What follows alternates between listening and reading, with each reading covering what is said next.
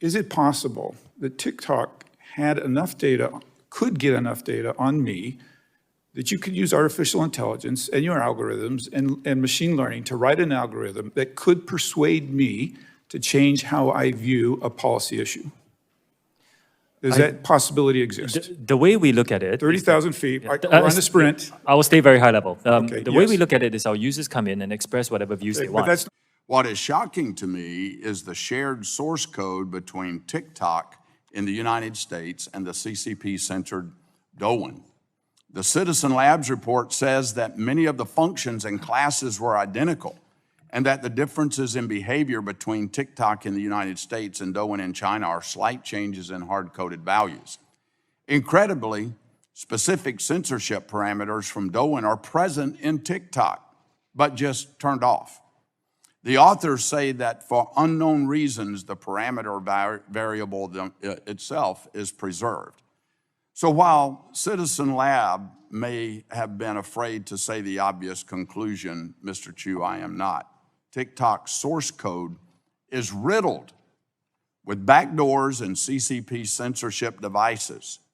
Here's the truth. In 1 million lines of code, the smallest shift from a 0 to a 1 on just one of thousands of versions of TikTok on the market will unlock explicit CCP censorship and access to American data.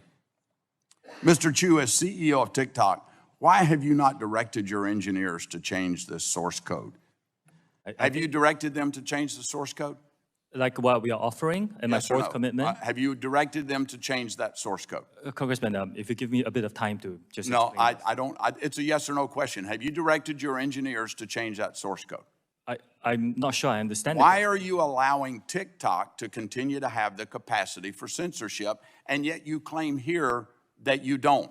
Let me remind you of something. Do you realize that making false and misleading statements to Congress is a federal crime? Yes, I do. Okay. So have you directed your engineers to change that source code? I am giving third-party access monitoring by experts. And Congressman, you are an expert on this. You could agree with me that no other company does TikTok source this. code is the same as Douyin? What percentage? I can get back to you on the specifics. Okay, I'd appreciate that. Where was the source code for TikTok developed? Was it developed in China or in the United States? It's a global collaborative effort, like a lot of Was it code for a developed lot of in, companies. was it developed in China?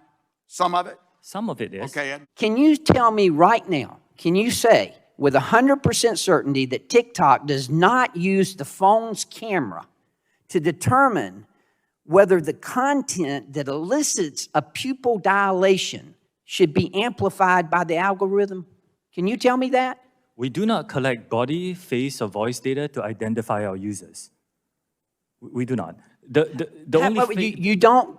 No. The only face data that you will get, that we collect, is when you use the filters to have, say, sunglasses on your face, we need to know where your eyes are.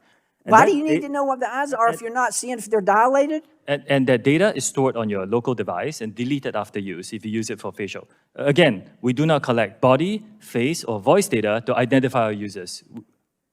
I find that hard to believe. It's our understanding that they're looking at the eyes. How do you determine what age they are then? We rely on age gating as our key age assurance. Age gating, which is when you ask the user what age they are. We have also developed some tools where we look at their public profile to go through the videos that they post to see whether... Well, that's creepy. Tell me more about that. It's public. So if you post a video, you choose that video to go public, that's how you get people to see your video. We look at those to see if it matches up the age that you talked about.